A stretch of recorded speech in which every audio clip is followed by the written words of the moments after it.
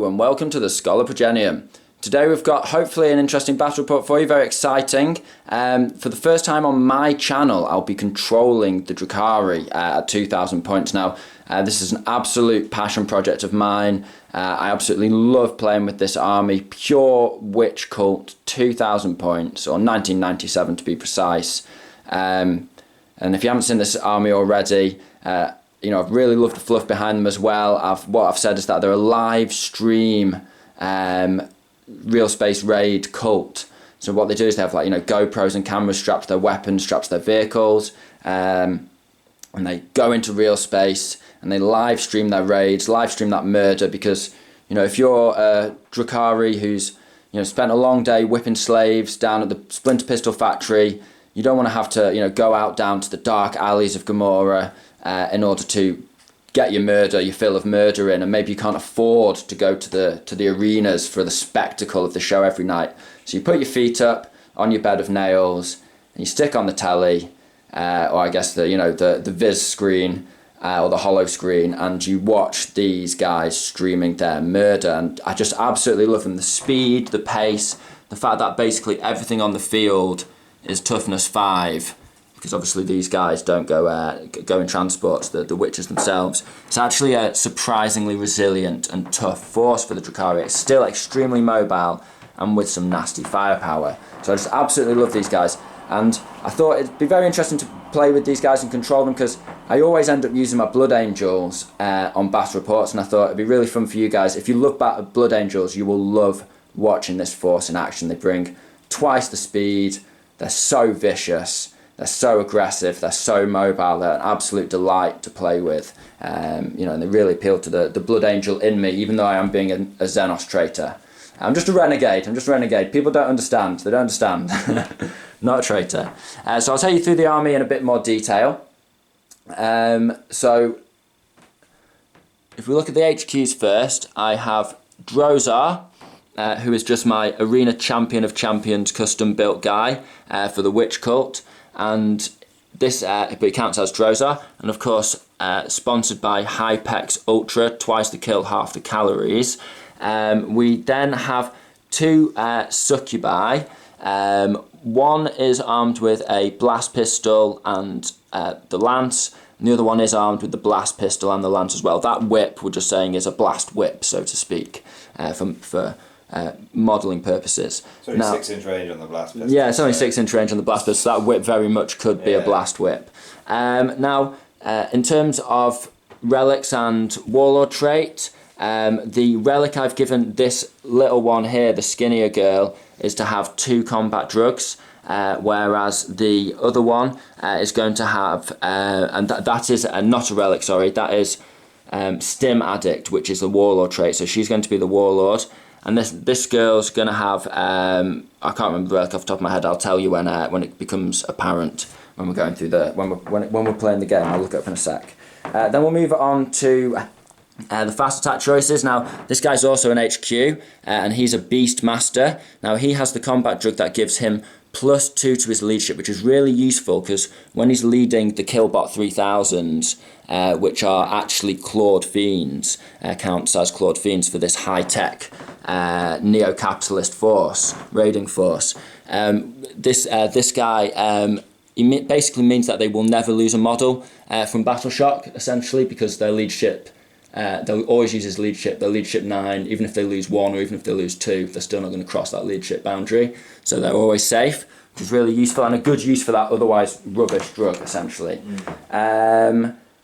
So then we've come on to the bulk of the force, the pride of the cult, which is their Reaver Jetbike Squadron. So they've got 3 squads of 9 Reaver Jetbikes. Each one is armed with 3 Grav Talons and 3 blasters. Absolutely, absolutely love Reaver Jetbikes. They were kind of the thing that pushed me to 2k on this army, collecting it up to a full force and not just having it as a little side project.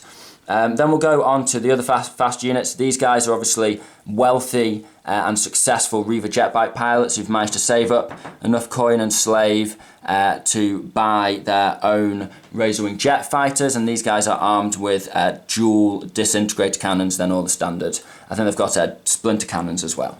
Then we move on to the infantry and transports. So we have 2 raiders, both with dark lances, and we have a Venom, which has a splinter cannon and a twin-link splinter rifle.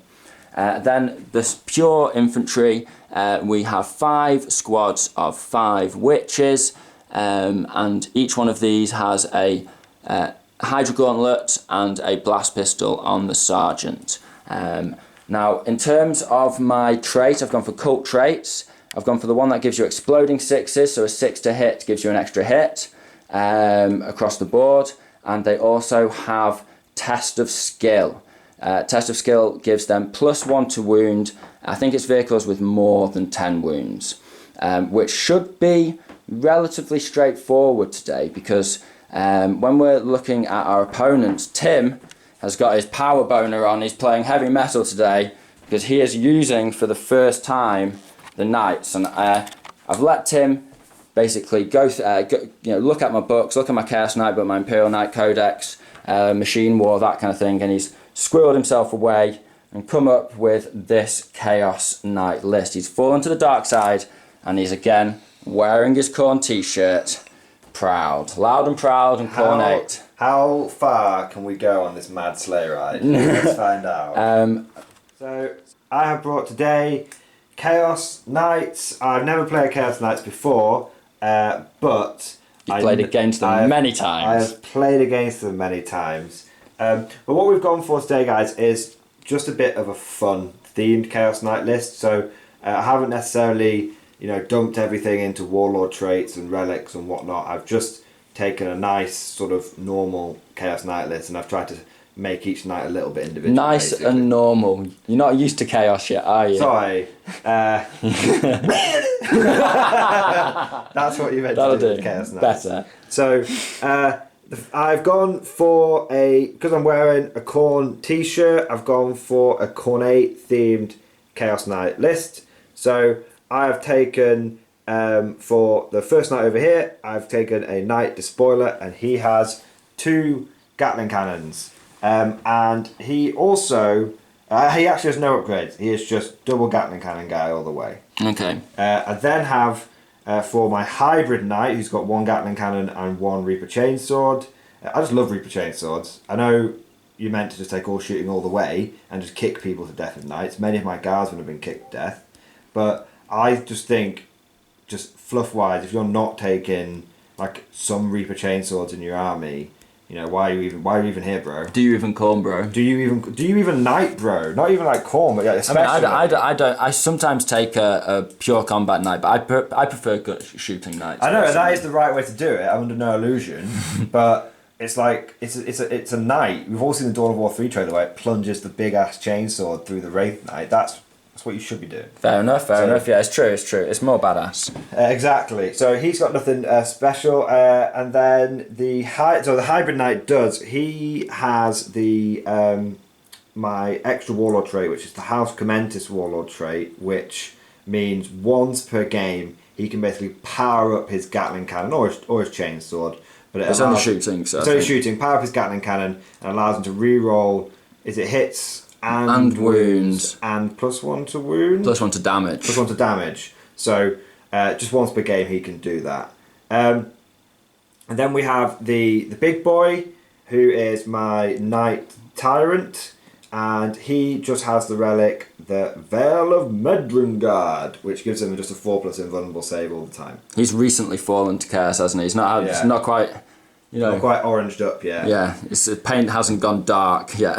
Exactly. He is armed as you see him. So Khorne, we're thinking close combat. We're not going for thermal lances or plasma. No, none of that bollocks. We're going big ass flame cannon and super harpoon launcher, melter guns all the way. That guy's going to be stomping up the board, just burning things. So that's his job.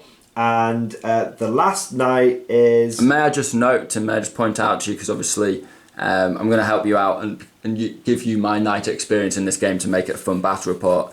Because you are an infernal household, if you select for D3 mortal wounds at the beginning of the turn, that he has +1 damage and +1 strength on his flamethrower, on one of his weapons, and you give it to that flamethrower, it goes up to strength 8, flat 3 damage, 3d6 automatic hits. Yeah, well, that's really good. It's a 3d6 auto hitting thunder hammer launcher. Yeah, that's in many ways. Yeah, well, why do you think I came all this way?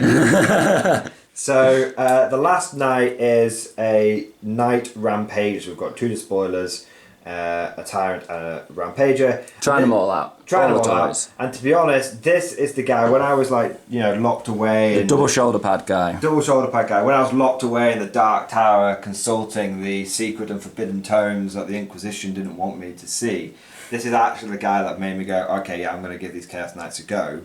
Because you can just really start getting a bit ridiculous as how many attacks you can give this bozo.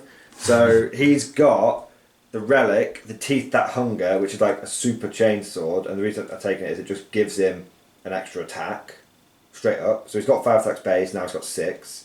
Then I give him an extra warlord trait, with Knight Diabolus, which gives him another extra attack, so now he's up to 7 extra attacks. Yeah. And then because I'm House Commentis, if he gets below half health, which he probably will do because he's charging up the board, he gets another attack, and he also gets +1 to hit, so he sort of ignores the first bracketing. Yeah. So when he goes down to half wounds, but he gets +1 to hit, so he goes back up again. And he gets an attack. So the more you kill him, the angrier he gets, and he is just gonna that's 8 attacks. Now if I start just swinging around with my chainsaws, I'm just gonna start blendering stuff. But even if he doesn't use the chainsaws and uses his feet, I think for each foot attack you get 2 attacks. Is it 3? 3 attacks. So if he's on half... He's on 21 to... He's on 24 attacks. 24 attacks if he's on half damage, He's on half damage, he's on 24 attacks. So it's just like, oh mummy, please help me.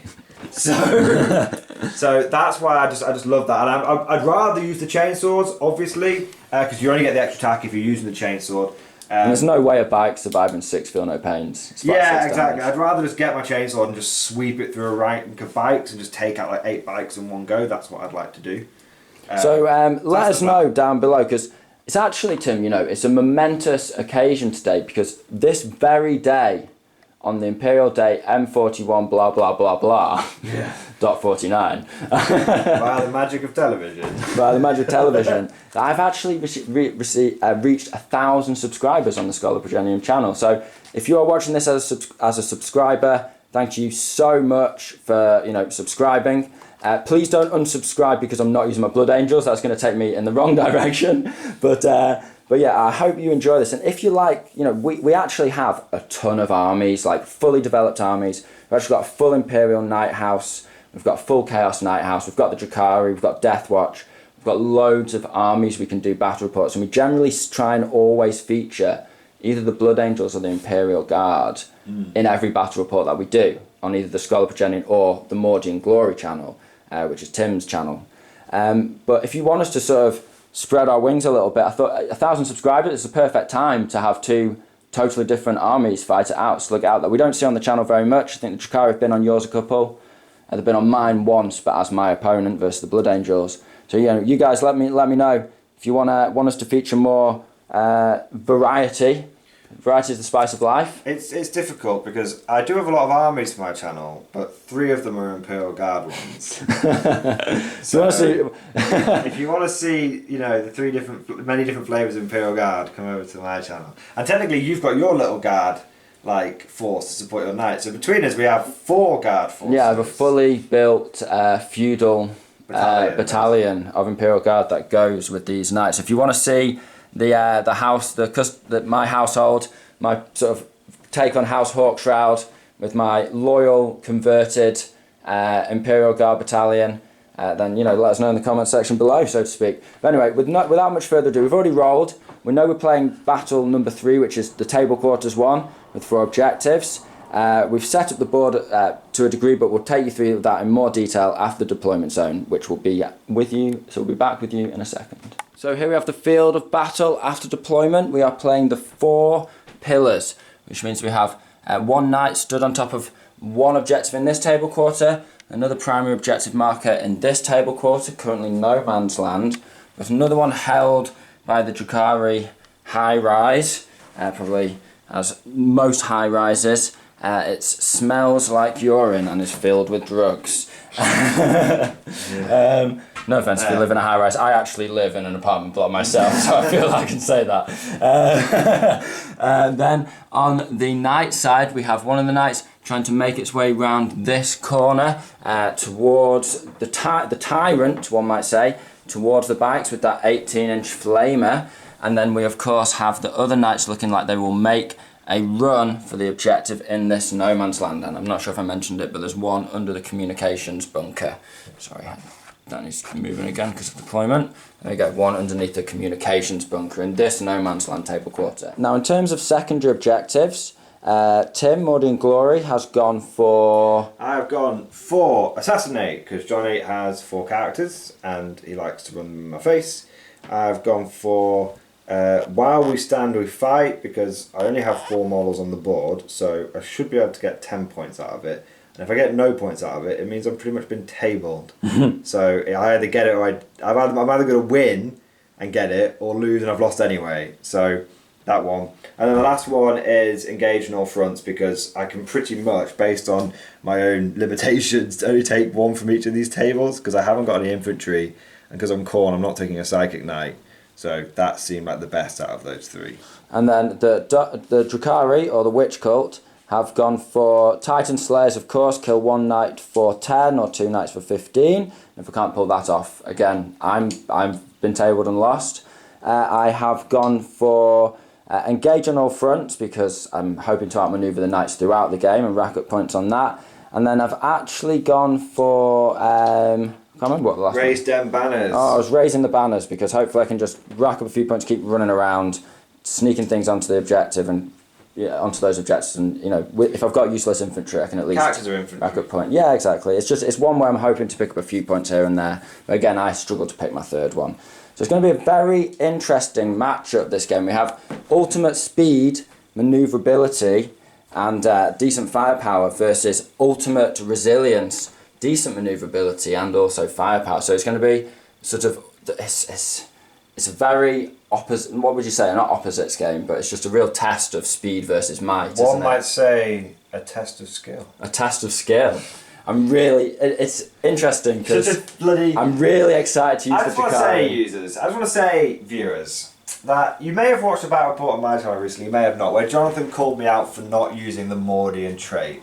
Well, I'm going to call out Johnny now, because he said to me the other day, "Oh, I don't think I want to take test of skill anymore.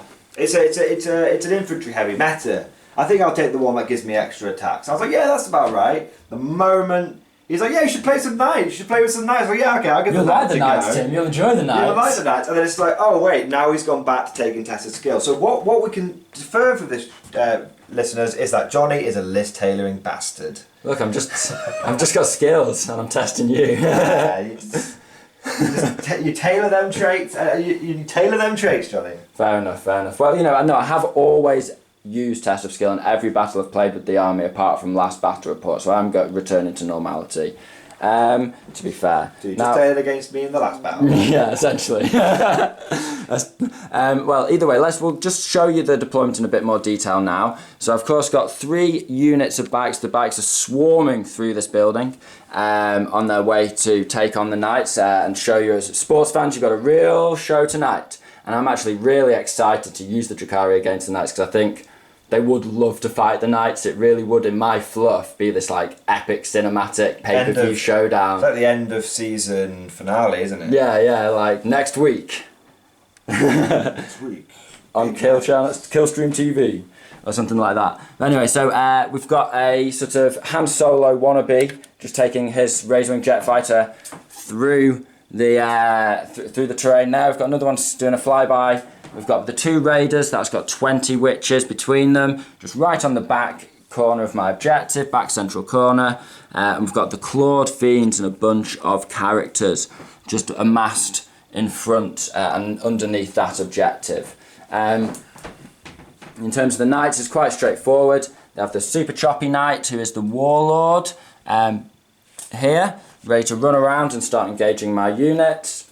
This is obviously going to obstruct the knights. I can see them, but they can't see me because we're doing the usual where our normal terrain is +1 armour and then breachable, scalable, all of that. Soft terrain. And then his combo knight, combo platter, is running for this objective, I would imagine, and going to shoot from it. And he's got this guy sat on his objective with double dacker, and he's got the tyrant himself ready to run forward around the other side of the blocking building, the central building, to lay waste to my Drukhari with torrents of fire. Doesn't matter how fast you're going if you've got a flamethrower.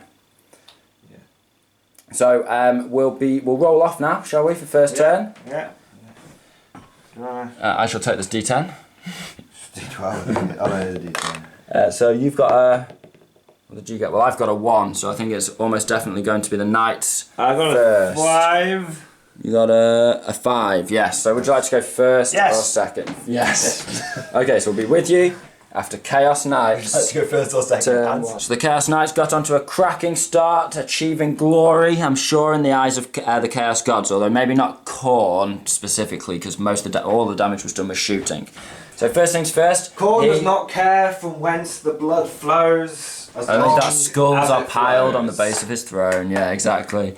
The tyrant rolled specifically for extra movement so he could get the flamer within range of a squad of bikes, and he took 3 mortal wounds. The gods frowning upon him not increasing the damage of his flamer, but he needs to get within range.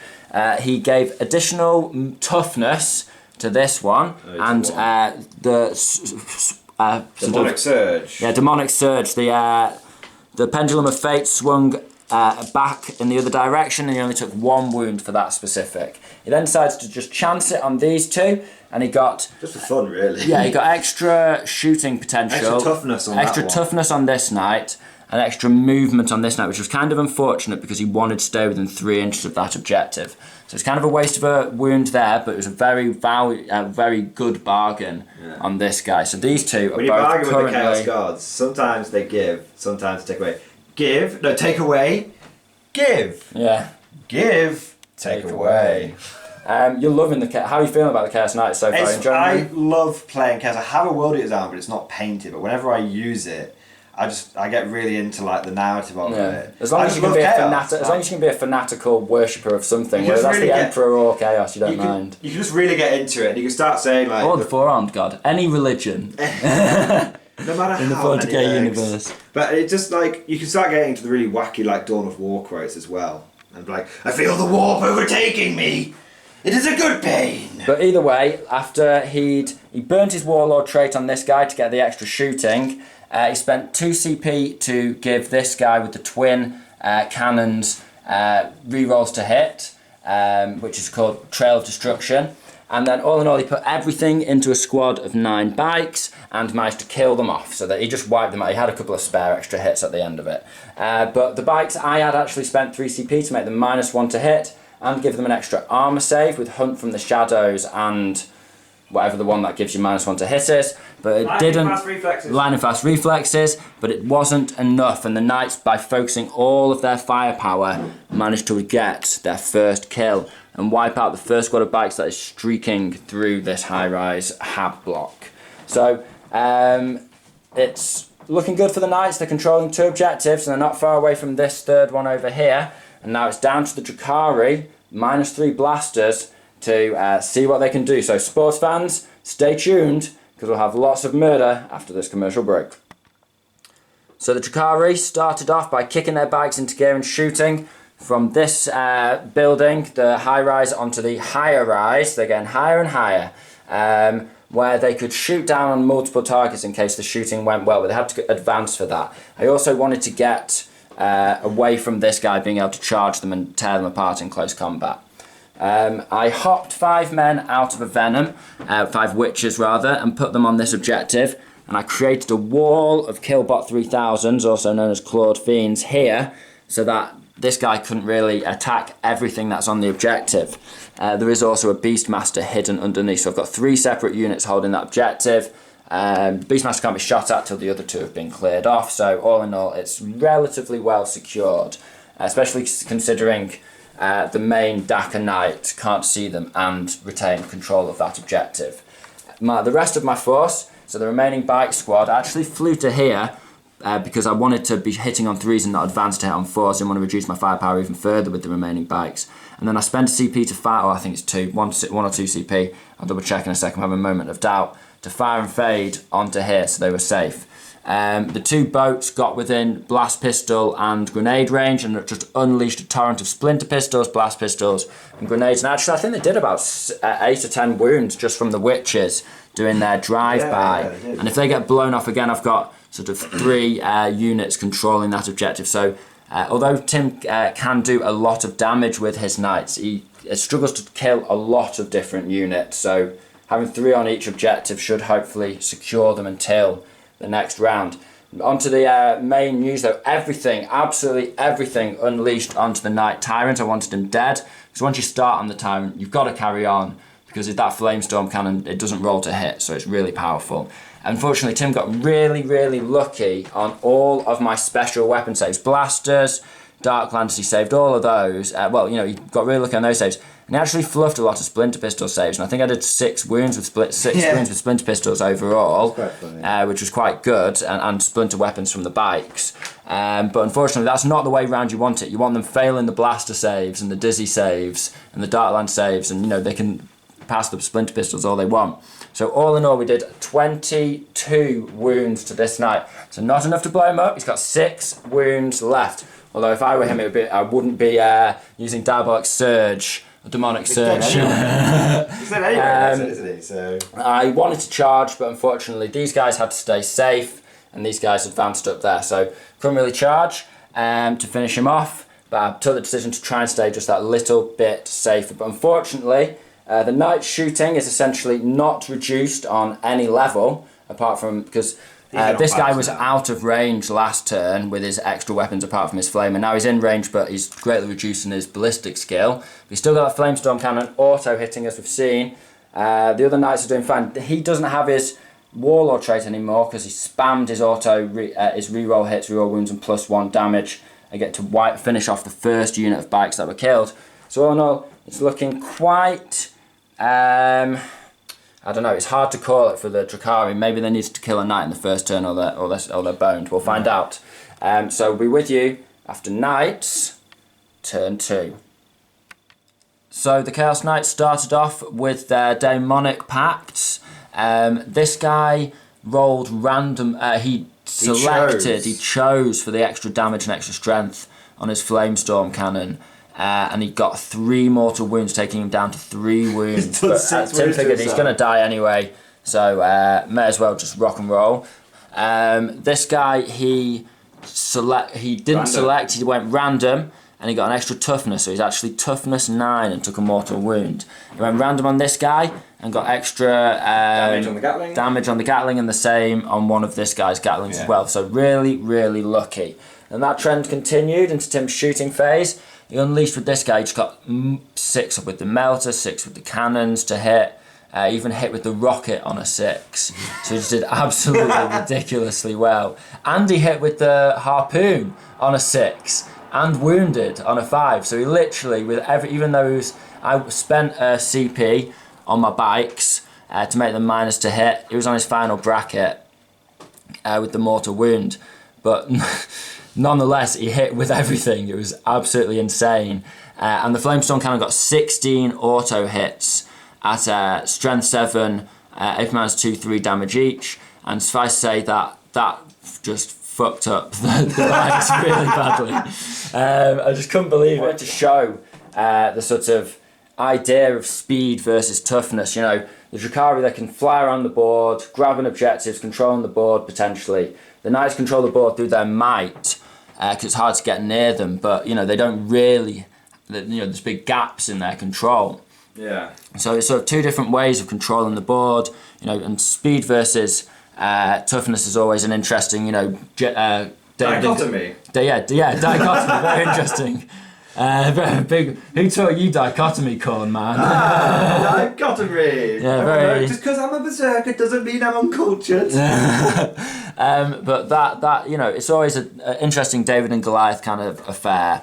But just with Tim's luck on that turn, it kind of made it hard for the Drukhari to get it back. But we are cunning, we are fast, so I am going to continue to try and outscore the knights. If I can take a couple of knights down, then Tim is really going to be in trouble. But I do only have 1 unit of bikes left, although I do have plenty of dart lances, plenty of blast pistols, plenty of dizzies on my plane, so I've got plenty of firepower left, but I am 2 bike squads down.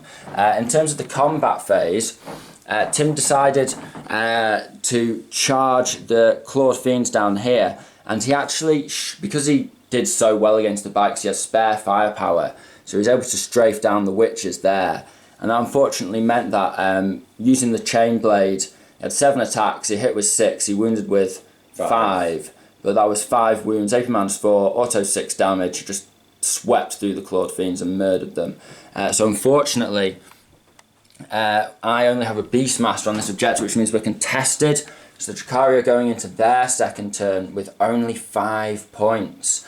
This turn the Knights scored 13 points because they started on 2 objectives and they scored 3 points for being engaging on all fronts because he's got 4 quarters. So it's looking really good for the Knights now.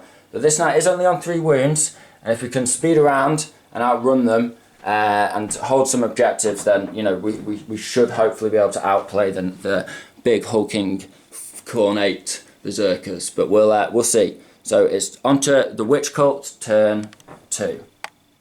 So the Drukhari used all their cunning and speed to try and maintain the initiative on the battlefield. This raider sped from here. He spent a CP to advance and made it to just here, across, just driving straight, just across the board. This plane turned at a right angle from here and just ended up there. And this turned about 60 or 70 degrees just to make sure he still had space so he doesn't fly off the board next turn. Surrounding this back left objective that was originally in Tim's deployment zone. We then hopped 5 witches out of the raider and put 2 succubi in and moved it so it was just within 6 inches, so blast pistol range.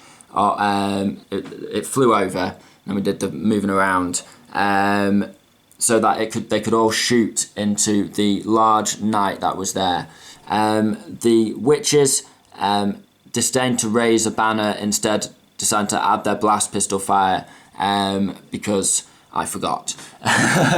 Drozar hopped in this venom or stayed in the venom rather, and flew back over to contest this objective so Tim can't score it next turn. And the Beastmaster actually flew to the far back corner, so he's out of range of either of Tim's shooting knights. This one can't see him, and this one can't hold an objective and stay with it and get within range of shooting. So that puts him relatively safe. Then we proceeded to the shooting phase. Now we started off, we rolled the 2 squads, their blast pistols both got 1s to hit. I think we got a total of 5 hits with grenades, but we did manage to do a wound. Then the succubi both fired their blast pistols, they got 2 hits, 2 wounds, and about 7 damage in total. I think Tim failed both of the saves. He passed one, failed one. And then I got 5 damage. Tried to CP reroll 1, but he couldn't.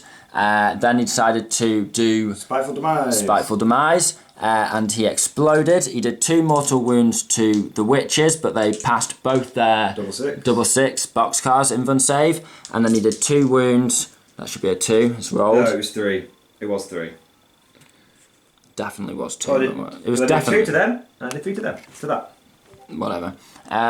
So then the this guy could only shoot his dark lance. The guys inside couldn't shoot because he'd advanced. They popped a shot at this. They hit, they wounded, but Tim got his invuln save. I then shot with the bikes, that was it. And the bikes managed to slip. They got 2 hits, 2 wounds. Tim failed both the saves, and I did a total of 10 damage, a 4 and a 6. That was a good start. So I put him onto, I think, 12 or 13 damage in total. 12 damage in total. But then that was essentially it. The planes both fired in 12 dizzy shots between them, but only managed to slip through 2 damage. Tim made a massive amount of invuln saves against the dizzies. I slipped through 1 damage from a missile hit. Only rolled 5 missile shots in total between the 2 planes, and the splinter fire from the planes and these guys did like another wound or 2. So putting this guy on 17 wounds in total, so just missing the bracket. Because he's 17. Yeah, he's got 7 wounds left. Shouldn't he? 7 wounds left. 4 plus 3. Then he will 7. be on the bracket. So he is bracketed. Phew, that's good. So that final missile strike just taking him over the bracket, which is good. We are contesting this objective. We're not contesting this objective, but we are contesting the one over here, and we control that one. So Tim will be starting his turn. Although we only scored 5, Tim will be starting his turn with the knights on only 5 as well. So at least we're stopping him scoring. We also had engage on all fronts for all the quarters, which gave us another 3 points. Tim, I presume, threw this banner. Oh, well, you didn't control it, did you? It was contested. Yeah. So I'd gain 1 point for that banner. Give me that one, yeah. 1 point for that banner. And obviously 10 points for blowing up a Titanic unit. So we have made a fair few points back with the Drukhari movement and mobility. So slow start, but we are staying in the game. We are treading water. Let's see what the Chaos Knights can do to wreak havoc around the field of battle. Yeah. So the Knights used the cunning. I think Tim's he's the thoughtful cornsman, so to speak. The thinking man's cornate worshipper, cornate cultist. A dichotomy. And what he decided to do was do a big brain move and try and make sure he absolutely guaranteed he took that objective and also do damage with shooting.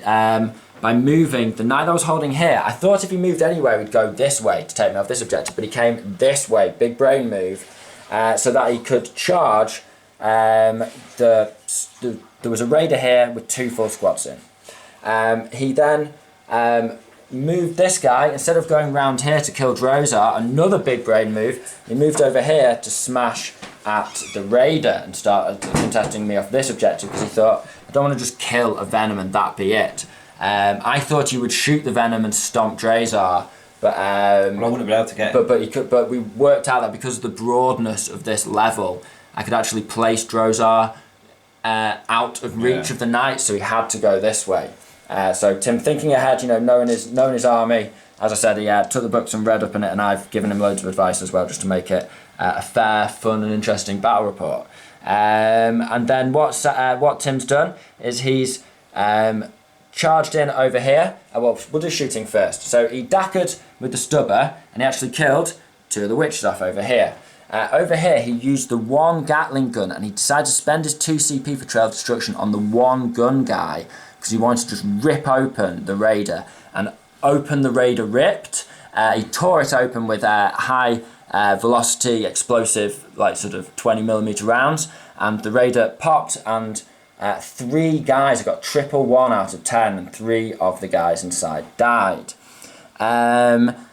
Tim then decided to use his dual-wielding Gatling Knight, who's backing up the one who strode across the board, and he daggered into the bikes. I had spent 2 CP to minus the raider, because I thought, I'll try and keep him alive, because if he doesn't pop the raider with the 1 Gatling gun, he's really going to struggle to get me off that objective. But he did do that, so he could commit the Gatling gun to these guys. I, however, then spent a CP to give them +1 to their cover save, or +1 to their armour in cover. Well, I think it's +1 to their cover save. I don't think it matters in this case, though. And overall, because this guy was bracketed down to hitting on 5s, he only managed to do, I think did he kill any? 1, 2, 3, 4, 5. You killed 1 bike. He got 2 wounds through, and I got a 6 on both 2 damage, feel no pains. So I lost 1 bike to the wound.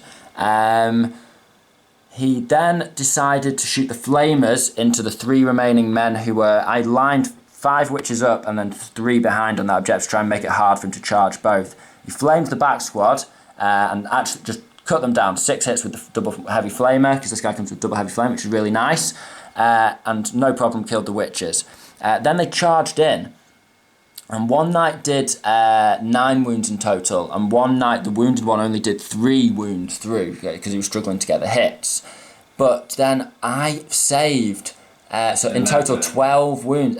He put 12 wounds on the knights, on the witches.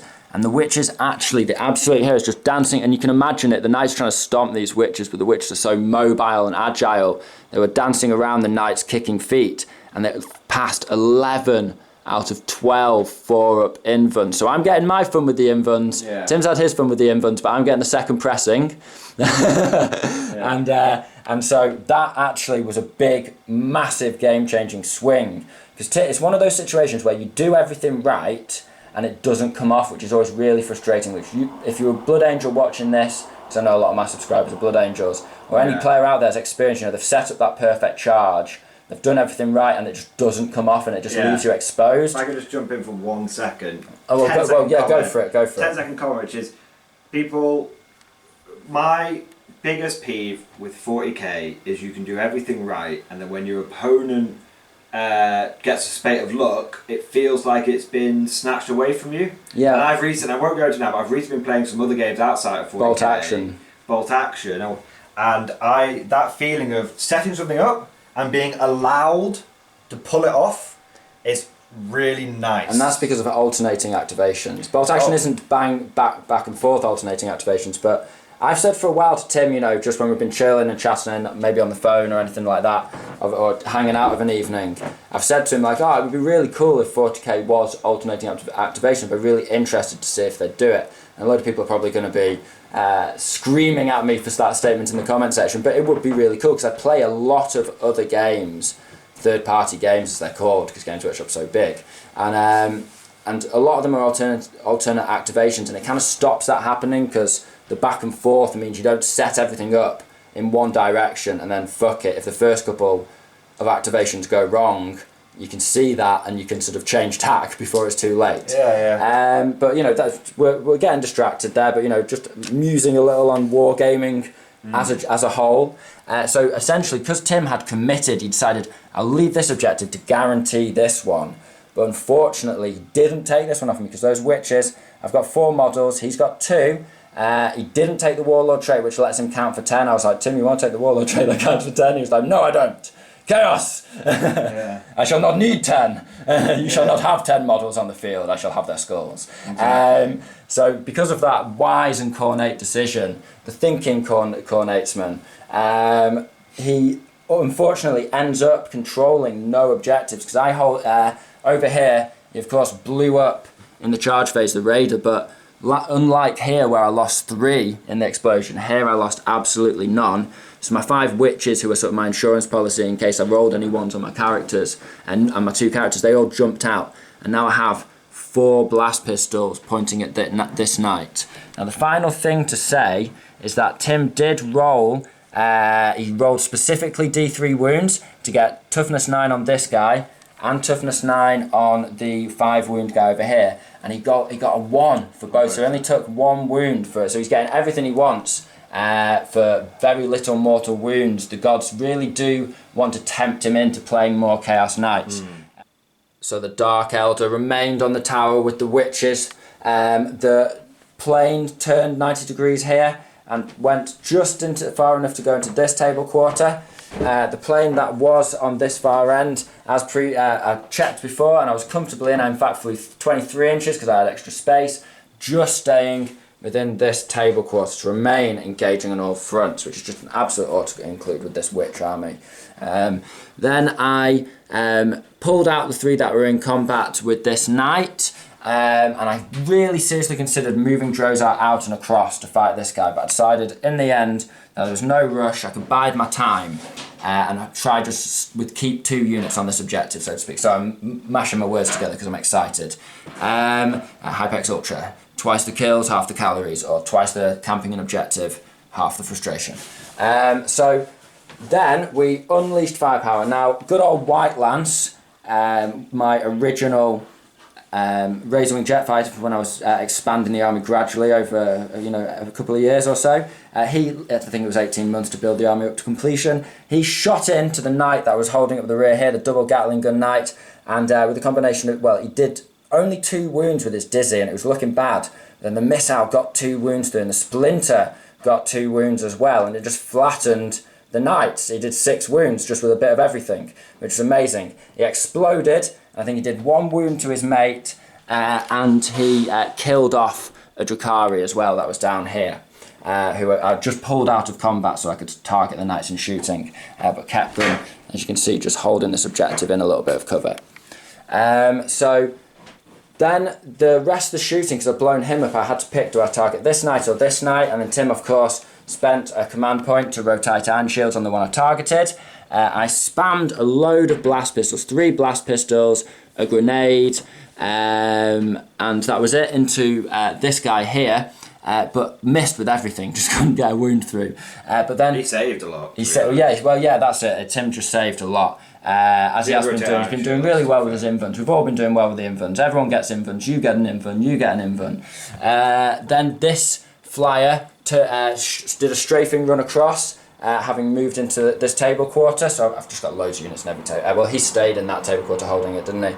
And he spammed a load of shots in. And he actually, again, Tim did pretty well. And I think he took him up to about 12 wounds in total, combined with this venom. But then the gun platform that forms the Drukhari Reaver jet bikes and the raised position, they fired down from their advantage. He has the high ground, Tim. I really thought that they had fixed that. I don't know where it is. We can't find it. It's because I'm just so high. I'm more than 5 inches. I'm just miles high. Yeah, if anyone can let us know in the comments, because we have checked the rule book, we have checked as quickly as we can in this situation, and there's nothing immediately obvious to us. I thought they fixed it, but there's so many additions going through my head. I could easily be wrong. So. I mean, they're 3 levels up, and to be fair, Tim, I could just nudge them either way each time in my movement phase just to stay away.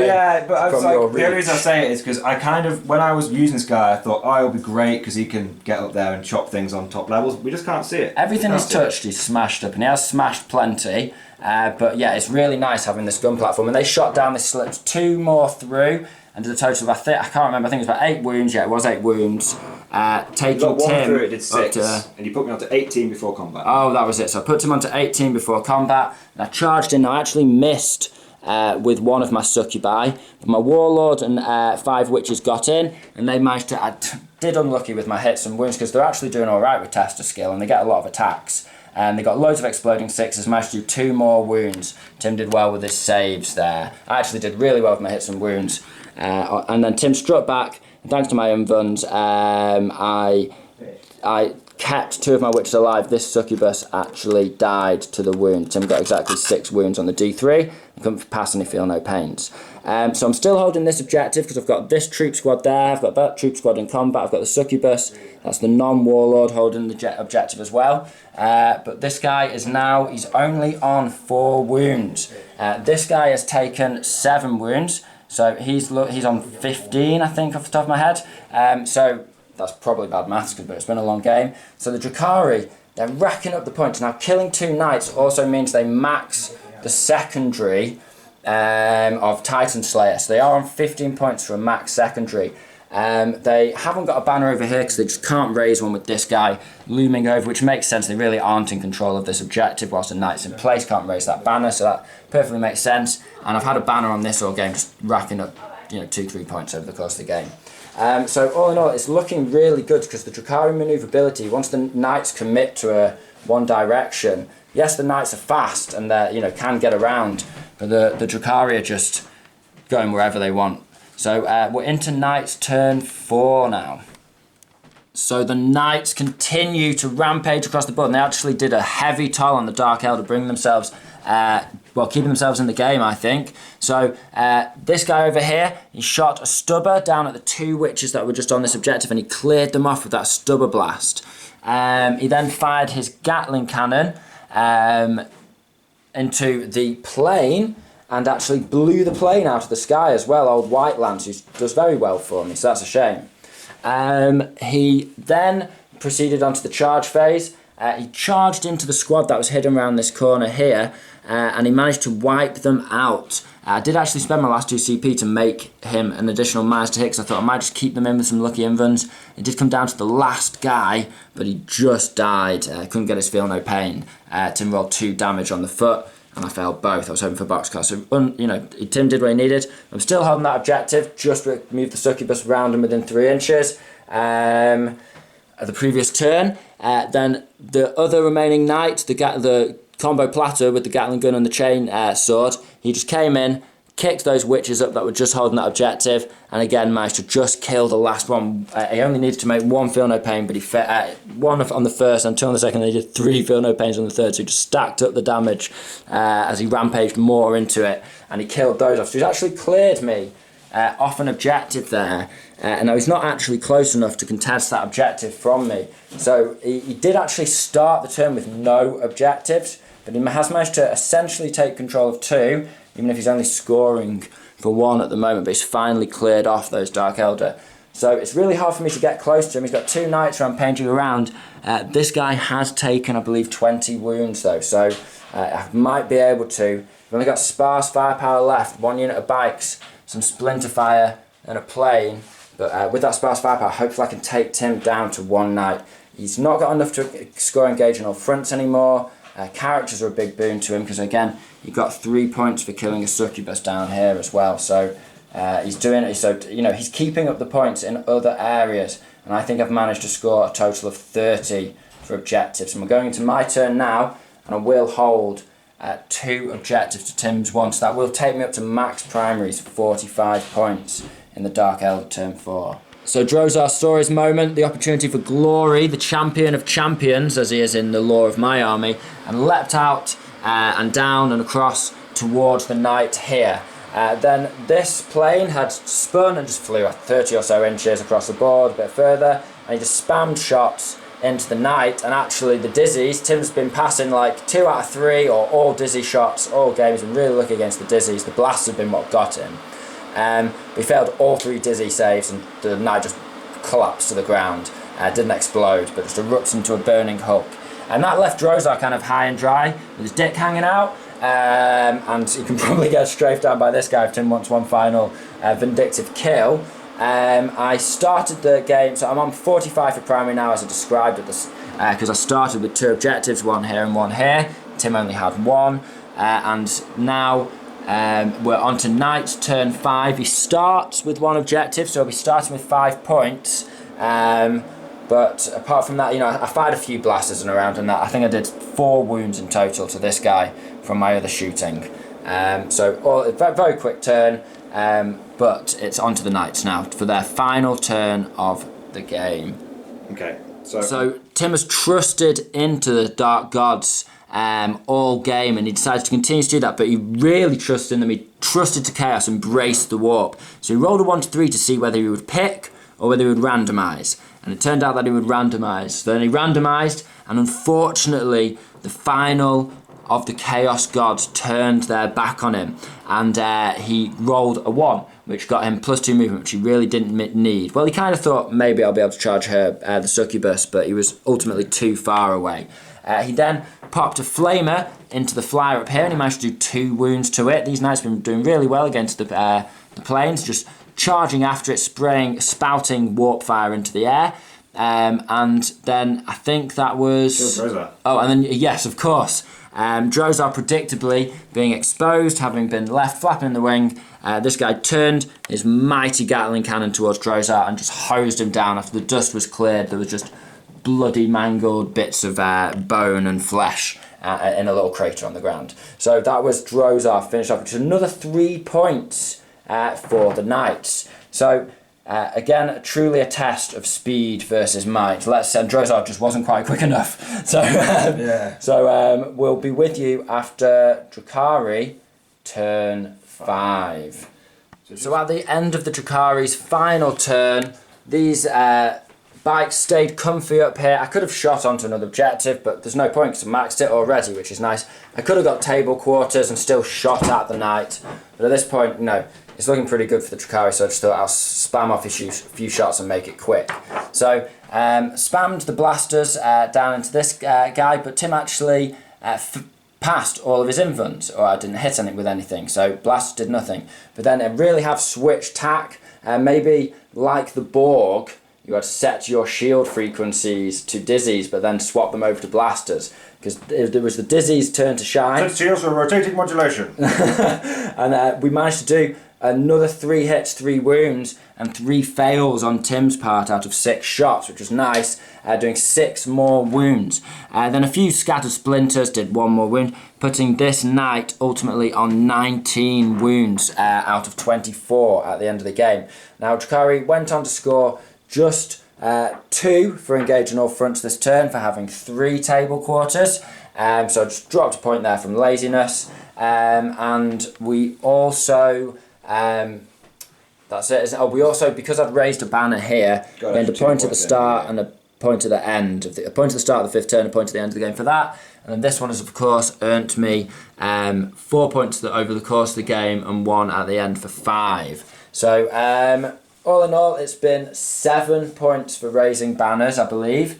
So 8. what was is it 8 in total? Yeah, because you had that for 2 turns, and then you have it at the end of the game. Ah, nice. Yes, you're well remembered. You've had so. that. Oh no, you're Yeah. You're right. You're absolutely it's right. 8 points overall. So what are the scores on the doors in total, Tim? So the Knights got 46 in total, and the Dark Elder got 91 in total. So big difference. So speed versus manoeuvrability. Manoeuvrability wins out in 9th. Yeah. So I know there'll be a lot of people there. At the end of the game, I got additional 5 points for while we stand, we fight. I know there'll be a lot of people at the end, screaming at the battle report throughout, going, "Why didn't you take attrition?" And we even said in our Voxcast on secondaries, unlocking secondaries, that attrition is almost an auto include for Knights. Yeah. But I just want to try something a bit different. And to be honest, guys, even if I had maxed out attrition, I wouldn't have Still be won. I would've got 40-ish points behind. It'd be 56 to 91 because even if I because just quite simply, guys.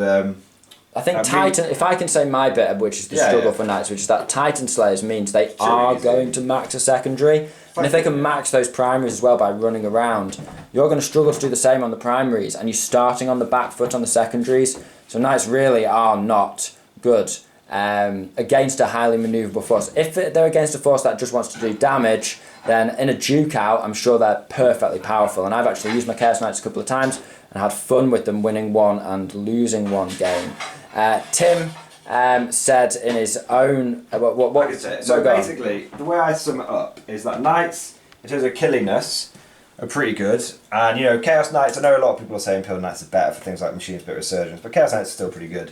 But I really prefer Chaos Knights playing with them anyway. The only thing I'd say about Knights is that the way you've always beaten Knights is to play the objective game. Yeah. And now 9th edition is an entire edition about playing the objective game. Yeah. So, And my Drukhari really lean into that very heavily. Yeah. If they want to just run around scoring points, there's not much you can do to stop them. yeah, but so it's obviously a really difficult one for I love Knights. this army. I just love it. The Yeah. speed, the manoeuvrability, the aggression. They can put the damage where they need it. They can reposition, score, put more damage where they need it. Just absolutely in love with my Drukhari army. I can't recommend them enough. If you're thinking about collecting a fun force, just join the Witch Cult, guys. Absolutely loving mine. Yeah, I still think in terms of Knights, I think as a pure army, I don't think that they can do it competitively.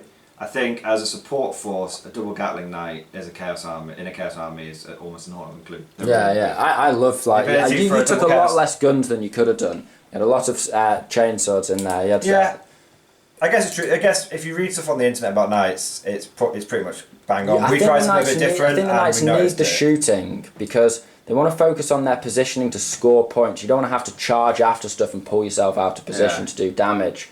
You can't chase down fast stuff and manoeuvrable stuff necessarily. So you want that shooting so you can control the board from afar whilst locking down objectives and controlling them. Double Gatling Knights. Yeah. That'd be amazing. I mean, I go for Infernal instead the same as you do, but I like to go for the Gatling Cannon and rapid fire battle cannons. I just love the big meaty long range shots. And obviously dual thermal cannon and a Zetrium pyro throne is just cool. Anyway, I'm running low on battery, running low on memory card, so we're going to have to call it there. But thank you very much for your time.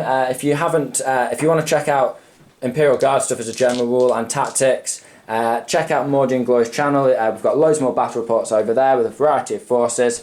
And if you've enjoyed this battle report, let us know in the comments below with any suggestions, improvements. You know, we always have open ears to constructive criticism. No, I don't. F off. So from me, I hope you found this video interesting, exciting, and entertaining. This has been the Schola Progenium. Thank you very much for your time. Goodbye.